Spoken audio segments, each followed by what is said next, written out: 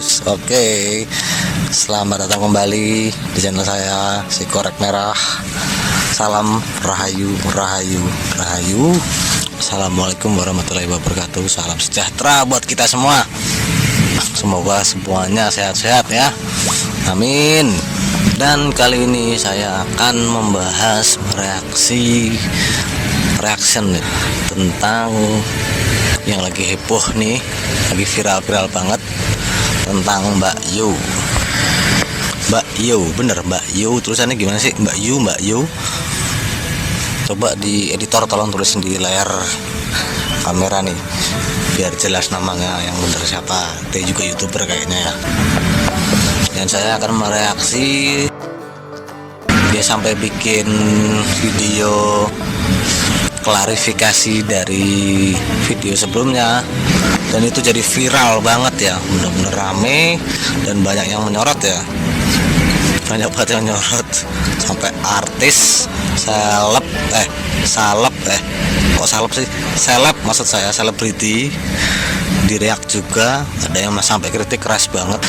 Tapi videonya juga gimana ya, ini aja deh daripada susah ya kan. Nanti di video ini saya taruh videonya dia. Ini videonya kayaknya yang di YouTube itu udah dihapus atau diedit ya.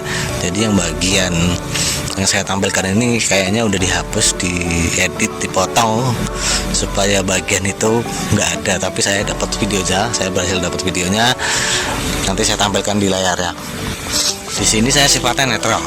Saya nggak belain Mbak Yu, tapi saya juga nggak belain orang-orang yang ibaratnya mencoba untuk menyerang Mbak Yu ya. Dan perlu saya ingatkan, saya nggak kenal sama Mbak Yu, sama sekali saya nggak kenal Mbak Yu secara nyata ataupun secara spiritual pun saya nggak kenal. Jadi sama sekali ya, saya tidak mengenal beliau, saya tidak tahu siapa beliau. Cuman karena viral banget sampai ada yang bilang itu Mbak Yu itu provokasi segala macem, dianggap menakut-nakuti dan lain sebagainya. Tapi sebelum itu saya tampilkan dulu ya videonya yang pertama. Oke, disaksikan dulu, silakan, monggo. Ataupun hal yang menyangkut penjarahan akan ada di 2021. Penjarahan besar, ada politik memanas, dan ada bahasa-bahasa yang mungkin sebenarnya secara politiknya mungkin pergantian presiden sudah mulai ada tara-taranya, dan mulai dari daerah, dari mulai ke atas sudah mulai memanas semuanya.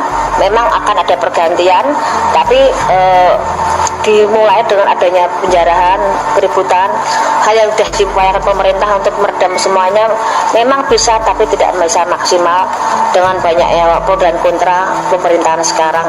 Tapi walaupun tanggung soal pembangunan memang bagus, tapi dari sebagian masyarakat merasa karena mereka tidak bisa hidup selainnya dan mereka tidak bisa menggais rezeki seperti biasanya. Ya itu ya tadi ya Mas Lur ya, itu yang pertama. Ini ada lagi videonya yang kedua, dilihat baik-baik ya, pokoknya dilihat baik-baik. Karena setelah pergantian jabatan presiden nanti itu bisa mengangkat negeri kita, dan akan banyak terungkap kasus korupsi yang lebih hebat lagi, lebih besar lagi, dan KKN itu akan terungkap.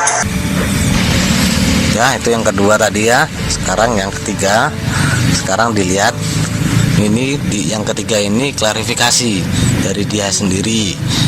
Jadi coba teman-teman perhatikan videonya, Mas Lur perhatikan videonya, perhatikan kata-katanya, perhatikan setiap cara berbicaranya dia. Oke, video ketiga. Seperti apa yang saya lihat, dan memang saya juga banyak kekurangan. Saya menata semua bahasa saya dengan aksen bahasa saya yang terlalu cepat, dan memang dari sononya Tuhan sudah menciptakan kekurangan saya seperti ini. Tapi Tuhan juga adil, kuasa dan luar biasa. Jadi yang di luar sana mendengarkan terawangan saya mohon maaf bila dengan kekurangan saya jadi tidak nyaman Anda mendengarkan. Ya itu tadi 3 videonya ya.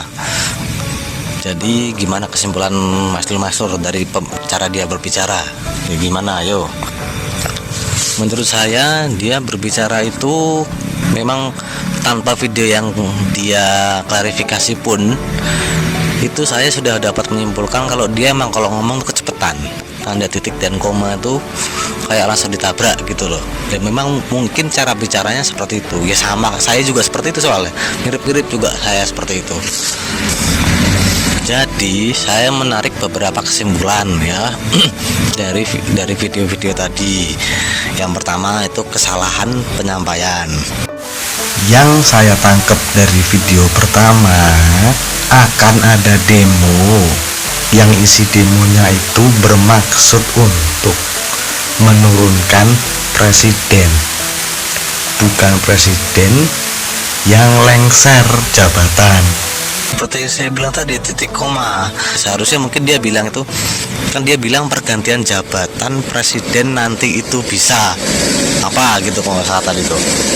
Mungkin maksudnya pergantian jabatan per kabinet, pergantian menteri, bisa jadi kan. Jadi kalimatnya harusnya gini, itu mungkin pergantian jabatan koma nanti presiden bisa mengangkat, dan seterusnya. Jadi setelah pergantian kabinet nanti presiden mengangkat lagi siapa lagi yang akan menjabat di posisi tersebut yang sudah ditarik tadi. Mungkin maksudnya seperti itu. Terus kesimpulan saya yang kedua, yang lain di video klarifikasinya kan dia juga udah minta maaf sih karena cara dia ngomong tuh kecepatan, cara penyampaiannya mungkin kurang tepat. Kalau kita melihat atau mendengar ada informasi sebagaimanapun itu lebih baik disimpan aja dulu, jangan langsung diterima. Jadi kita tahu di kepala kita ada, coba jangan langsung terus oh iya ini, jangan dulu. Setiap informasi terima aja dulu, simpen aja dulu, bener nggak sih nanti terjadi. Dan juga saran ya buat Mbak Yu, kalau Mbak Yu ini melihat video saya, lebih baik jenengan kalau mau buat mengatakan ramalan seperti itu, saya sarankan untuk membuat videonya itu posisi tertutup, jangan konferensi pers kayak kemarin, tapi tertutup aja dengan timnya Mbak Yu sendiri. Jadi kalau misalkan ada kesalahan, itu timnya Mbak Yu juga bisa bergerak mana yang salah pemenggalan kata, atau bisa diulangi tag videonya atau segala macamnya. Jadi saya bukan belain Mbak Yu, enggak juga. Nyatanya kan Mbak Yu salah juga saya kasih saran seperti itu tadi. Yang dengerin juga enak kalau sudah diedit. Kalau ada kesalahan pemenggalan kata nanti udah ada timnya sendiri, itu lebih baik sih sebenarnya. Kayak gitu ya Mas Lur ya. Terus kesimpulan saya yang lain, yang namanya berita atau video di YouTube kan banyak banget nih. Itu pasti dibuat thumbnail atau gambar depan video itu yang menarik. Jadi dibuat sehingga orang-orang itu tertarik buat buka berita itu, buat dengerin berita itu. Jadi kalau media ataupun bukan media ataupun siapapun membuat video atau rekaman seperti itu wajar, buat saya itu wajar gitu loh. Karena emang ditulis demikian rupa supaya terlihat orang menarik gitu loh. Itu wajar. Kalau Mas Lur atau teman-teman di sini nggak suka dengan ramalan, ya sudah, tinggalkan aja, nggak usah dibuka. Itu udah selesai, gitu aja kok repot gitu kalau kata Gus Dur. Kalau di video saya sebelumnya ada juga tentang ramalan juga, saya juga mencoba memberitakan ramalan. Itu jangan lupa, semua ramalan tuh bisa salah. Kalau ramalannya buruk, maka coba kita berusaha supaya kita jadi lebih baik. Itu nanti ramalan berubah, nggak jadi hal-hal buruk itu nggak terjadi gitu. Sebenarnya seperti itu. Terus yang namanya ramalan itu nggak ada yang 100% benar gitu.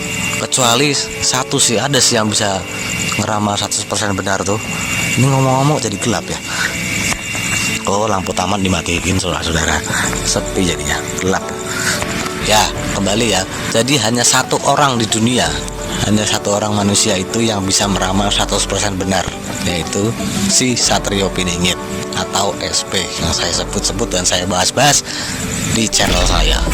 Itu aja kalau SP sebenarnya bisa 100% bener aja, dia bikin salah-salah juga kali, sengaja dibikin salah juga kali sama dia ya. Kalau ada SP lihat video saya minta maaf ya, nuwun ngapunten nggih Gusti, kula boten bermaksud. Oke, kembali ya. Sampai kemarin tuh ada yang bikin video, dia nggak nyebut namanya ya, pokoknya dia bilang Tuhanku yang benar atau ramalanmu yang benar. Tunggu dulu nih, Tuhan akan selalu benar, tapi kamu, entah kamu pendeta, entah kamu pemuka agama, entah kamu kiai atau siapapun kamu bisa salah. Hati-hati bos, soalnya apa, Tuhan tuh gak akan pernah salah, dan kemauannya itu ya selalu terjadi. Kalau dia mau ya terjadi. Jadi gitu ya, kira-kira menurut saya seperti itu. Dan kesimpulan saya yang terakhir, marilah kita jadi manusia Indonesia yang cerdas dalam setiap menanggapi informasi yang ada. Kalau nggak suka ya sudah, tinggalkan. Kalau suka ya sudah, nggak usah nyerang orang yang ramal. Anggap saja itu sebuah peringatan untuk kita semakin mendekatkan diri kepada Yang Maha Kuasa. Ambil positifnya, dan ingat, ramalan itu bisa salah. Dan saya yakin sebenarnya di luar Mbak Yu itu banyak yang bisa meramalkan sebuah kejadian atau sesuatu. Banyak banget loh sebenarnya, cuma mereka diam. Kenapa yang diserang Mbak Yu? Karena Mbak Yu yang membicarakannya di up ke publik.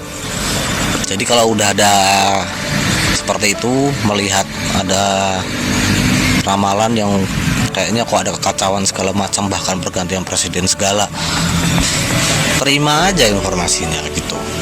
Dulu tuh waktu saya lihat dia bilang itu pergantian presiden, saya juga agak kaget sebenarnya. Kok yang saya lihat itu presiden nggak ganti, soalnya kok dia bilang ganti.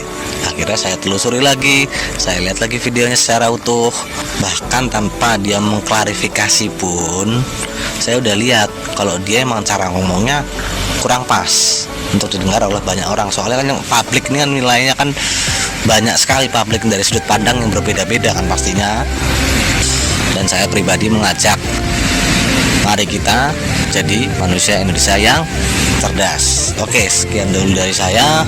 Terima kasih sudah mendengarkan dan menyaksikannya. Jangan lupa tombol subscribe-nya, like dan juga share ya.